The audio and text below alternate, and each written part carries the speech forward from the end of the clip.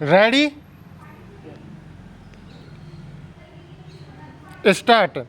वर्तमान परिदृश्य में भारतीय अर्थव्यवस्था तेजी से उभरती हुई अर्थव्यवस्था के रूप में दिख रही है तथा संपूर्ण विश्व यहाँ संभावनाएं तलाश रहा है। स्टॉप। परंतु हम एक स्थायी विकास दर हासिल कर सके इसके लिए आवश्यक है कि हम अपने सभी संसाधनों का सर्वश्रेष्ठ प्रयोग करें। स्टॉप। किसी भी राष्ट्र व अर्थव्यवस्था के लिए उसके मानव संसाधन अत्यंत ही महत्वपूर्ण होते हैं। स्टॉप।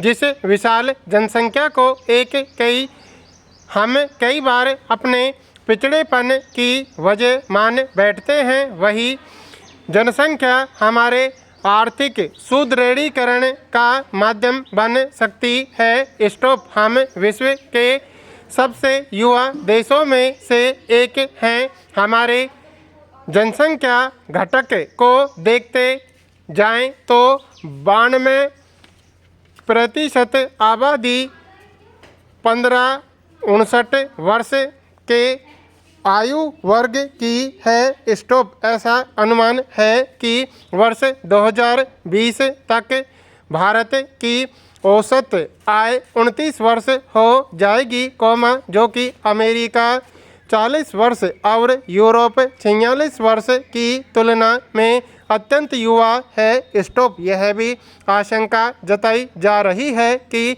अगले 20 वर्षों में वैश्विक औद्योगिक जगत में श्रम बल में 4% की गिरावट आ सकती है। स्टॉप। ये सारे आंकड़े यह दर्शाते हैं कि जनसांख्यिकीय लाभांश की दृष्टि से आने वाला वक्त भारत के लिए सर्वश्रेष्ठ हो सकता है, परंतु इसके लिए हमें अपनी अकुशल अप्रशिक्षित जनसंख्या को कुशल, प्रशिक्षित एवं दक्ष मानव संसाधन के रूप में बदलना होगा। स्टॉप।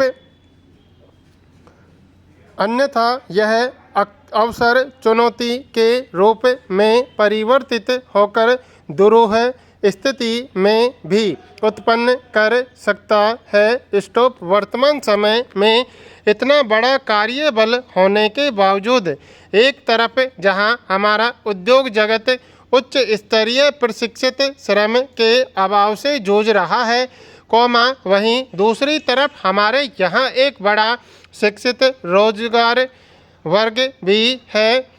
स्टॉप। इनकी वजह से हमारी अर्थव्यवस्था की उत्पादकता में कमी आ रही है। स्टॉप। अतः अगर हमने मांग के अनुरूप कार्यबल की आपूर्ति करने में सफलता प्राप्त कर ली तो स्वतः ही सकल घरेलू उत्पाद में बढ़ोतरी हो जाएगी। स्टॉप। ऊपर जिन दशाओं की संक्षेप में चर्चा की गई है, उन्हीं को मद्देनजर रखते हुए हमारी सरकारों ने हमेशा कौशल विकास के क्षेत्र में सकारात्मक कार्य करने का प्रयास किया है। स्टॉप। इस दिशा में पहली बार 2009 में राष्ट्रीय कौशल विकास नीति के रूप में सरकार के द्वारा एक विस्तृत नीति लाई गई। स्टॉप। इस नीति का यह प्रयास था कि देश के अंदर के कार्यबल को उद्योग एवं उत्पाद जगत की मांग के अनुरूप प्रशिक्षित किया जाए। स्टॉप। इस नीति का प्रयास था कि कौशल निर्माण एवं प्रशिक्षण के लिए केंद्र सरकार, राज्य सरकारों, स्थानीय निकायों एवं निजी क्षेत्रों को एक साथ जोड़ा जाए। स्टॉप। इस नीति में स्पष्ट रूप से माना गया कि बिना सबके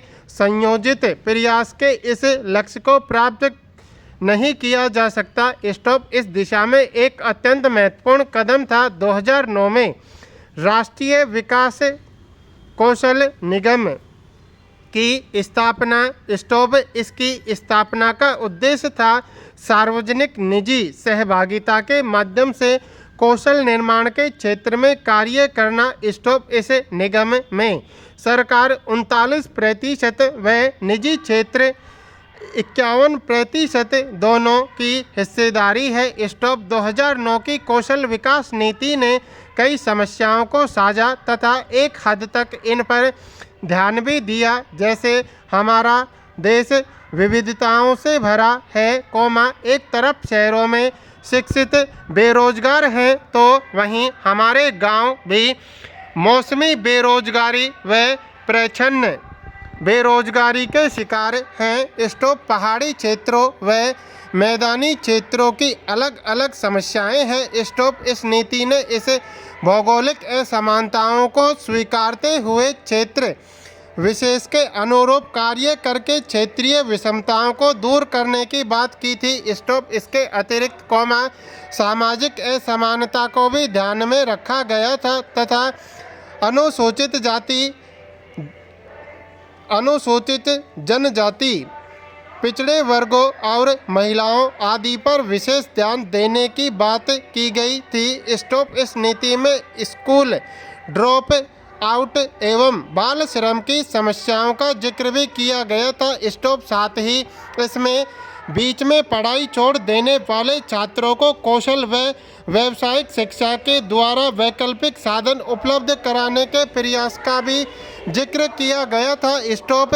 इस नीति का यह मानना था कि व्यावसायिक प्रशिक्षण व हुनर आदि सिखाकर हम बाल श्रम की समस्या से भी निपट सकते हैं। स्टॉप पहली बार इस नीति के द्वारा ही इस बात को माना गया कि विभिन्न मंत्रालयों के अंतर्गत कार्य कर रहे संस्थानों व बोर्ड द्वारा चलाए जा रहे कौशल विकास व व्यावसायिक प्रशिक्षण के कार्यों में समरूपता होनी चाहिए तथा इनके पाठ्यक्रम राष्ट्रीय व अंतर्राष्ट्रीय मानकों को पूर्ण करने वाले होने चाहिए ताकि नौकरी मिलने में बाधा न आए। स्टॉप इसी उद्देश्य से राष्ट्रीय कौशल योग्यता फ्रेमवर्क एवं राष्ट्रीय व्यावसायिक योग्यता फ्रेमवर्क को निर्मित किया गया। स्टॉप इस नीति में पहली बार असंगठित क्षेत्र की समस्या का भी जिक्र किया गया था। स्टॉप आंकड़े बताते हैं कि हमारे देश के कार्यकाल का 93% हिस्सा असंगठित क्षेत्र में कार्यरत है। स्टॉप अतः अगर इस बड़े हिस्से को हुनरमंद व व्यावसायिक शिक्षा से जोड़ा जाए तथा कुशल बना दिया जाए तो फिर हमारी उत्पादकता में खासी वृद्धि हो सकती है। स्टॉप साथ ही एक बड़ी जनसंख्या को हम सामाजिक सुरक्षा के लाभ के दायरे में ला सकते हैं जिससे इसकी जीवन शैली भी सुधर सकती है। स्टॉप अगर ये हुनरमंद होकर किसी संगठित क्षेत्र में कार्य करने लगे अथवा स्वरोजगार इत्यादि शुरू करने लायक स्थिति में पहुंच जाएं तो इसमें संदेह नहीं कि इस तरह से एक बड़ी जनसंख्या को सामाजिक सुरक्षा के लाभ के दायरे में लाया जा सकता है। स्टॉप अतः इसी उद्देश्य से 2009 की कौशल विकास नीति की बात की। स्टॉप अर्थात अगर कोई व्यक्ति पहले से किसी कौशल को जानता है तो सरकार उसे प्रमाणित करेगी ताकि वह संगठित क्षेत्र में जा सके। स्टॉप पैरा इस नीति ने 2022 तक 500 मिलियन कार्यबल को कुशल बनाने का लक्ष्य निर्धारित किया था। स्टॉप परंतु कार्यान्वयन के स्तर पर इसे कितनी सफलता हासिल हुई इस वास्तविकता का अनुमान तो इसी आंकड़े से लगाया जा सकता है कि अब तक भारत में कार्यबल के 2.3% लोगों को ही औपचारिक रूप से कौशल प्रशिक्षण प्राप्त हो पाया है। स्टॉप व्यावसायिक प्रशिक्षण व कौशल विकास के क्षेत्र में वांछनीय सफलता न मिलने के कई कारण हैं। स्टॉप इसके लिए कुछ हद तक लोगों की मानसिकता भी जिम्मेवार है। स्टॉप आम जनमानस के मन में यह भ्रांति है कि जो औपचारिकता शिक्षा के क्षेत्र में आगे नहीं बढ़ सकते वहीं व्यावसायिक प्रशिक्षण लेते हैं। स्टॉप इसके अलावा कहीं न कहीं इस कार्य में समन्वय एवं संयोजन की कमी भी वांछनीय सफलता न मिलने का एक बड़ा कारण है। स्टॉप।